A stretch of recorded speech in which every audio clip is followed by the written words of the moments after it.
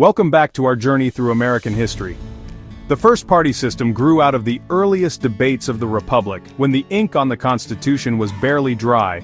On one side stood the Federalists, led by Alexander Hamilton and John Adams, who believed in a strong central government, close ties to commerce and banking, and a foreign policy friendly to Britain. They saw government as the engine of national prosperity, a stabilizing force that could knit the young republic together through tariffs, infrastructure, and the controversial Bank of the United States. Opposing them were the Democratic Republicans, led by Thomas Jefferson and James Madison. They distrusted centralized power, feared corruption, and championed the yeoman farmer as the backbone of liberty. To them, Hamilton's vision reeked of monarchy and aristocracy. They favored states' rights, limited federal authority, and closer ties to revolutionary France. The battles between these two parties, Federalists and Democratic Republicans, laid the foundations of American politics. Newspapers became partisan weapons, campaigns turned combative, and elections drew passionate voter turnout. By the 1820s, however, the Federalists had collapsed, discredited by their opposition to the War of 1812 and their flirtation with secession at the Hartford Convention. What followed was the so-called Era of Good Feelings under President James Monroe, when the Democratic Republicans were the only major party left standing. But beneath the surface, old rivalries and regional divisions remained. By the election of 1824, factions within the Democratic Republicans splintered, with Andrew Jackson, John Quincy Adams, Henry Clay, and William Crawford all claiming leadership. This collapse of the first-party system set the stage for Jackson's dramatic victory in 1828, the birth of the Democratic Party and the beginning of the second-party system. But the calm of the so-called Era of Good Feelings was only the quiet before the storm. And in 1828, that storm had a name: Andrew Jackson. Jackson's victory in 1828 cracked the old order wide open, unleashing a new age of politics where parties became mass movements, democracy expanded, and the nation's fiercest battles over power, people, and principle took center stage. Jackson entered office promising to restore government to the people, or at least to the white male voters who had recently gained the right to vote in greater numbers. His election signaled the rise of the common man in politics. The Democrats under Jackson championed states' rights, expansion westward, and limited federal government. They were the party of the small farmer, the frontier settler, and the immigrant laborer. Jackson's first major move was to rotate government office holders. "To the victor belong the spoils," he declared. To his supporters, this was democracy in action, ordinary citizens getting a chance to serve. To his critics, it was corruption, filling offices with loyalists instead of experts. Jackson's most infamous policy was his support for the removal of Native American tribes from the Southeast. He argued it was necessary for progress, but it led to the forced relocation known as the Trail of Tears, where thousands of Cherokee and other tribes suffered and died. It remains one of the darkest stains on his presidency. In 1832, South Carolina declared it could nullify federal tariffs it didn't like. Jackson, a Southerner himself, stunned critics by standing firmly for the Union. He threatened to use military force against the state, declaring, "Disunion by armed force is treason." The crisis was resolved with compromise, but it showed Jackson's iron will, and his belief that the Union must stand above all. Jackson won re-election in 1832, defeating Henry Clay. His second term would define his legacy as a man of fierce battles. President Jackson despised the Second Bank of the United States, seeing it as a tool of wealthy elites. When Congress voted to renew its charter, Jackson vetoed it, not just on constitutional grounds, but on moral ones. He declared the bank dangerous to liberty, favoring the few over the many. He pulled federal funds and redistributed them to state pet banks. His supporters saw him as a hero of the people. His enemies saw him as King Andrew, abusing executive power. Jackson wielded the presidential veto more than all his predecessors combined. He reshaped the presidency into a position of direct representation of the people's will. Love him or hate him, the office of the president would never be the same. President left behind a strong Democratic Party built on populism, states' rights, and suspicion of concentrated wealth. Yet his policies fueled economic instability. The destruction of the bank contributed to the Panic of 1837, a financial crisis that crippled the economy just as his protege Martin Van Buren took office. Andrew Jackson's 2 terms were a whirlwind of passion, power, and controversy. He embodied the spirit of a new America, bold, democratic, combative. He expanded the power of the presidency, championed the common man, and redefined American politics. Yet he also left behind a legacy of suffering for Native Americans, division over states' rights, and an economy teetering on instability. Jackson once said, "I was born for a storm, and a calm does not suit me." His presidency lived up to that creed. For 8 years he was the storm at the center of American democracy, reshaping the nation in ways that would echo for generations. The ends of Jackson's presidency ushered in the Whigs and the two-party system. As Andrew Jackson's presidency redefined American politics, it also galvanized his opponents. By the mid-1830s, a new political force emerged, the Whig Party. Named after the British opponents of monarchy, the Whigs saw themselves as defenders of constitutional balance, a check against what they called King Andrew's executive overreach. The Whigs brought together a diverse coalition, former National Republicans, disaffected Democrats, and anti-Masons. What united them was their shared opposition to Jackson's style of leadership and his policies, especially his destruction of the National Bank and resistance to federally funded infrastructure. Led by figures like Henry Clay and Daniel Webster, the Whigs championed the American system. They believed in a strong role for Congress, supporting tariffs to protect American industry, a national bank to stabilize the economy, and government investment in roads and canals to link the growing nation. The rise of the Whigs marked the true beginning of America's two-party system. For the first time, national elections became fierce contests between 2 organized parties, Democrats and Whigs, each with their own newspapers, rallies, and campaign songs. Voter turnout soared, and political participation became a hallmark of American life. The Whigs found early success, electing William Henry Harrison in 1840 with the famous Log Cabin and Hard Cider campaign, and again with Zachary Taylor in 1848. Yet, beneath their victories lay deep divisions, especially over the issue of slavery's expansion into new territories. Still, for 2 decades, the Whigs provided a vital counterbalance to Democratic power, shaping debates over the economy, westward expansion, and the limits of federal authority.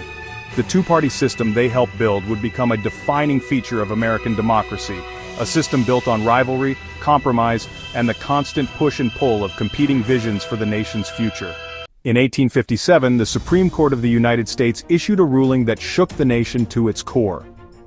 The case of Dred Scott v. Sanford wasn't just about one man's fight for freedom, it became a decision that denied the humanity of millions, deepened sectional divisions, and pushed America to the brink of civil war. Dred Scott was an enslaved man from Missouri, who had lived with his master in Illinois and the Wisconsin Territory, both free soil, under the Missouri Compromise. With the help of abolitionist lawyers, Scott sued for his freedom, arguing that living on free soil made him a free man. His case made its way through the court system until it finally reached the Supreme Court. The court, led by Chief Justice Roger B. Taney, delivered its infamous decision. Dred Scott was not free. Simply living in a free territory did not change his status. Black Americans, free or enslaved, could never be citizens. The court declared that people of African descent had no rights which the white man was bound to respect.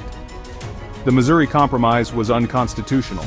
Congress, the court said, had no power to ban slavery in the territories. In one sweeping opinion, the court erased decades of political compromise and effectively opened all Western territories to slavery. The ruling outraged the North. To abolitionists, it was proof that the slave power controlled the government and would stop at nothing to protect and expand slavery. To Southerners, it was a vindication, confirmation that their property rights in human beings were untouchable. The Dred Scott decision destroyed any illusion of middle ground. It undermined the legitimacy of the Supreme Court, fanned the flames of sectional conflict, and gave rise to a new rallying cry for Republicans: slavery must not spread. Abraham Lincoln, then a rising politician, called it a political rule to nationalize slavery. His debates with Stephen Douglas in 1858 centered on the fallout from this case. The Dred Scott decision was meant to settle the slavery question once and for all. Instead, it did the opposite, radicalizing the North, emboldening the South, and making civil war nearly inevitable. By denying freedom to one man, the court created a storm that would erupt into America's deadliest internal battle in U.S. history, the Civil War. In the midst of the national storm came Abraham Lincoln, whose values gave the North a moral compass and a constitutional roadmap. He believed slavery was wrong, a violation of the Declaration's promise that all men are created equal, but he was equally clear that change must come by lawful means. Lincoln's free labor creed held that ordinary people should rise by work, thrift, and education. Slavery froze that ladder.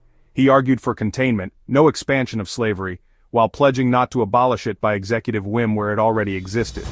In the 1858 House-divided speech he warned a split nation could not endure, and at Cooper Union in 1860 he showed, lawyer calm, that the founders intended Congress to regulate slavery in the territories. Let us have faith that right makes might.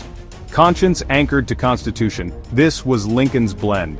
When Democrats fractured in 1860, Douglas in the North, Breckinridge in the South, Bell with the Constitutional Unionists, Lincoln's steady program offered a credible national future. Stop the spread of slavery, open the West with homesteads, boost opportunity with a protective tariff, and bind the country with a Pacific Railroad. He built a broad northern coalition of farmers, mechanics, shopkeepers, and immigrants who saw in him not a radical, but a principled reformer who would preserve the Union and keep faith with America's first creed. He won the Electoral College without a single Deep South state. Within weeks, secession began. The Dred Scott case ignited a battle over the question about slavery, while Lincoln's victory made clear what the battle was for: a Union saved on constitutional grounds and a future where free labor, equal rights, and the rule of law could expand together.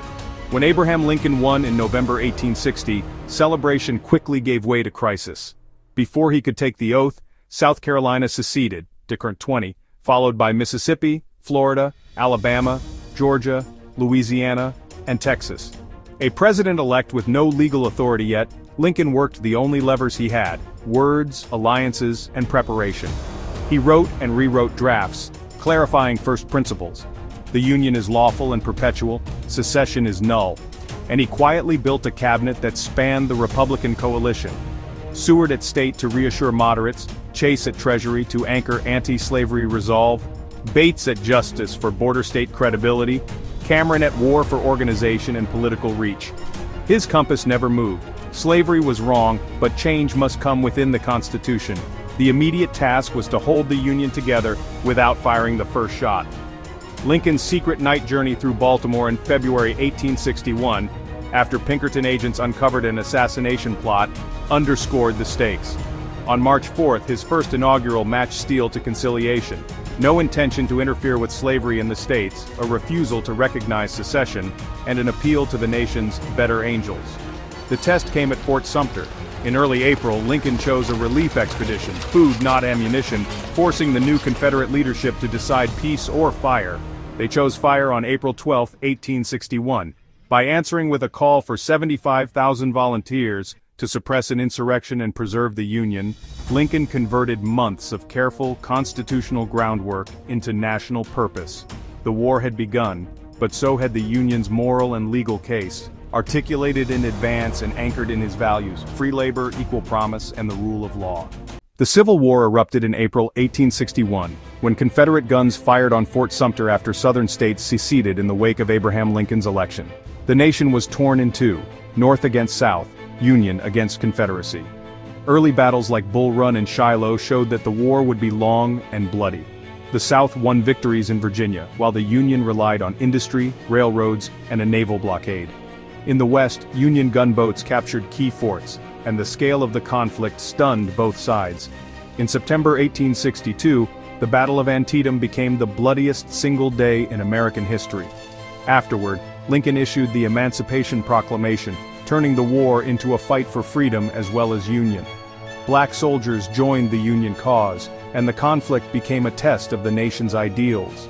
In July 1863, the Union victory at Gettysburg marked a turning point. That November, President Lincoln delivered the Gettysburg Address. Amid fresh graves on a Pennsylvania hill, Lincoln spoke 272 words that reframed the whole struggle.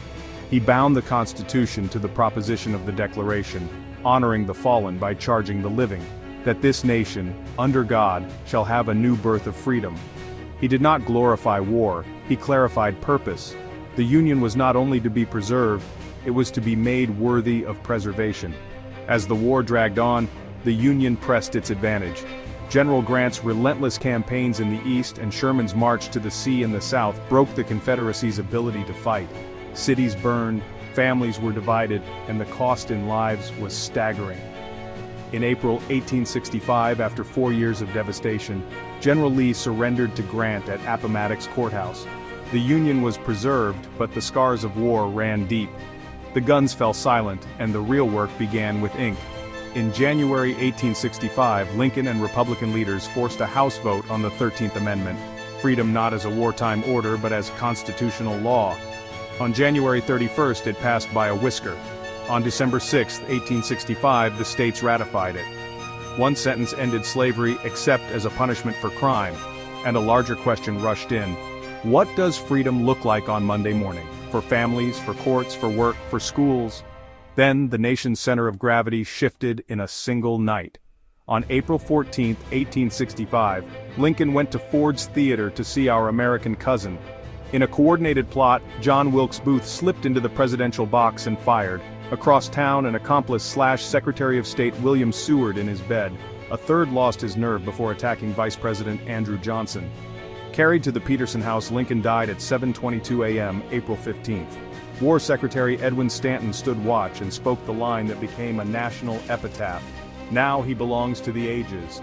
Bells tolled, armies halted, and a stunned republic asked how to carry on.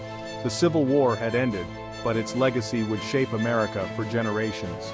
On May 29, 1865, Johnson unveiled presidential Reconstruction, sweeping amnesties for most ex-Confederates, rapid readmission under new state constitutions, the return of most property, not people, and only a minimal requirement: ratify the 13th Amendment. Southern legislatures answered with black codes, curfews, vagrancy arrests, contract traps that tried to smuggle slavery back under new names. Congress pushed back, hard. Over Johnson's veto, it passed the Civil Rights Act of 1866, then put those guarantees in the 14th Amendment, proposed June 13, 1866, ratified July 9, 1868, declaring birthright citizenship, due process, and equal protection the national standard. The Reconstruction Acts, 1867, placed the South in temporary military districts and required new constitutions that recognized equal rights. On the ground, the Freedmen's Bureau brokered labor contracts, defended the newly free in courts, reunited families, and, most lastingly, helped plant schools that became the backbone of black advancement and the early HBCUs. With Ulysses S. Grant elected in 1868, the nation confronted the ballot box. The 15th Amendment, proposed February 26, 1869, ratified February 3, 1870, barred denying the vote on account of race, color, or previous condition of servitude. Black men registered by the tens of thousands, Hiram Revels, 1870, and Blanche K. Bruce, 1875, entered the U.S. Senate. Hundreds served in state houses and city councils. Fusion governments of freedmen, white unionists, and reformers built roads and schools, modernized tax codes, and tried to align Southern law with American liberty. When terror movements like the Ku Klux Klan attacked voters and officials, Congress answered with the Enforcement Acts, 1870-71, and federal prosecutions that, for a time, broke the grip of organized violence. Despite these forces, black communities, union veterans, church networks, and northern philanthropies turned freedom into classrooms, and classrooms into colleges. With the Freedmen's Bureau organizing land, teachers, and modest funds, and missionary groups like the American Missionary Association and black denominations, AME, Baptist, Methodist, raising dollars and faculty, normal schools for teachers and seminaries for ministers quickly matured into institutions of higher learning. Fisk, 1866, in Nashville, Howard, 1867, in Washington Morehouse, founded as Augusta Institute, 1867, and Hampton, 1868, in Virginia, among the earliest. Their curricula mixed classical studies, teacher training, and practical arts, arming a generation to read the law, heal the sick, lead congregations, and run schools. Even as black codes, vigilante terror, and thin budgets pressed in, local parents tithed pennies, students worked campus farms, and Northern allies endowed chairs. The project outlived Reconstruction itself, reinforced later by the Morrill Acts and new land-grant HBCUs. Within a single generation, literacy soared, and a professional black middle class began to form, proof that liberty secured in the 13th, 15th Amendments could be sustained by learning, work, and self-government. In 1877, Rutherford B. Hayes took office, ending Reconstruction through the Compromise of 1877. Federal troops withdrew from the South, and with their departure, black political power collapsed. The promise of equality gave way to Jim Crow rule. America entered an era where industry soared, but justice receded. By 1881, James Garfield stepped into the presidency, but his term was cut short by an assassin's bullet. His successor, Chester A. Arthur, surprised many by championing civil service reform with the Pendleton Act of 1883, an effort to curb the corruption of party machines in the Gilded Age. Then came Grover Cleveland in 1885, the first Democrat elected since before the Civil War.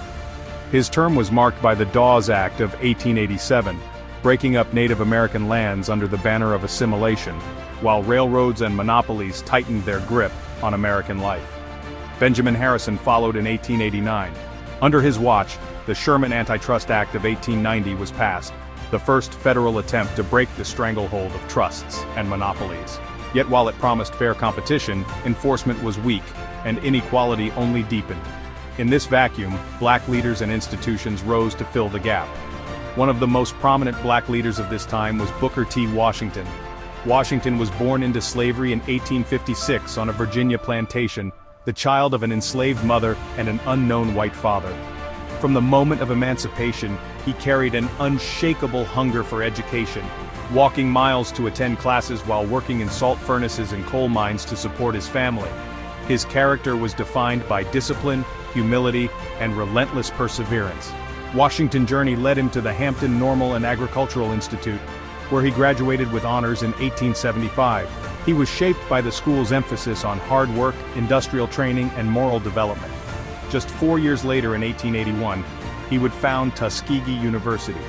Under his leadership, Tuskegee grew into one of the most important black educational institutions in America, blending vocational training with self-reliance and entrepreneurship, and laying a foundation for black advancement in an age of segregation and exclusion. Meanwhile, the industrial chaos of the Gilded Age planted ideological seeds that would outgrow the era itself. Factory strikes, farmer revolts, and urban poverty made Karl Marx's critique of capitalism appealing to many reformers, while the social gospel movement translated Christian faith into a call for social justice against economic and racial oppression, rather than its biblical message, which is salvation and guidance through Christ's teachings. By 1896, the Gilded Age reached its climax in a storm of politics and law. The presidential election pitted Republican William McKinley against Democrat William Jennings Bryan, whose fiery Cross of Gold speech called for relief to struggling farmers and workers through free silver. McKinley's victory secured the dominance of industrial capitalism and the Republican Party for decades, cementing an alliance between big business and national politics. And just 4 decades after the Dred Scott case, the Supreme Court again slowed racial progress with the Plessy versus Ferguson decision. The court ruled that segregation was constitutional under the doctrine of separate but equal. This decision enshrined Jim Crow into law and gave legal cover to nearly half a century of racial apartheid in America. For black Americans, the combination of McKinley's industrial triumph and the court's betrayal meant that Washington's philosophy of self-reliance and institution building was no longer simply a strategy, but a necessity. Tuskegee and other black schools grew in importance, training teachers, farmers, and entrepreneurs who could sustain their communities in a nation that had abandoned them.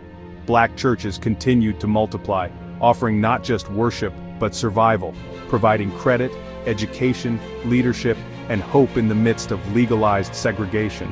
Together they created parallel institutions that kept alive both faith and freedom.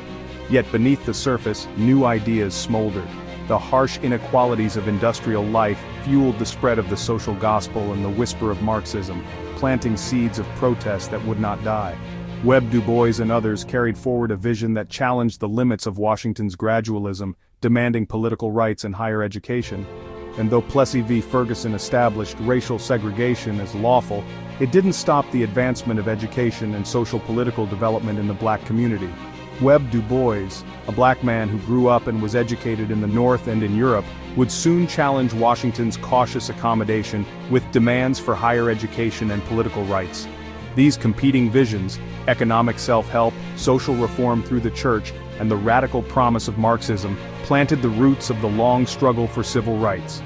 By the century's end, the Gilded Age had gilded over deep cracks, but its struggles gave birth to the intellectual, spiritual, and political engines that would define the battles of the 20th century. At the dawn of the new century, Booker T. Washington stood as the most powerful black leader in America. From his base at Tuskegee Institute, he preached a philosophy of industrial education, discipline, and self-reliance, believing that economic strength would win respect in a nation hardened by segregation. In 1901, his influence reached a symbolic peak when President Theodore Roosevelt invited him to dine at the White House, the first black man ever accorded such an honor. Though the dinner sparked outrage across the South, it signaled Washington's political clout.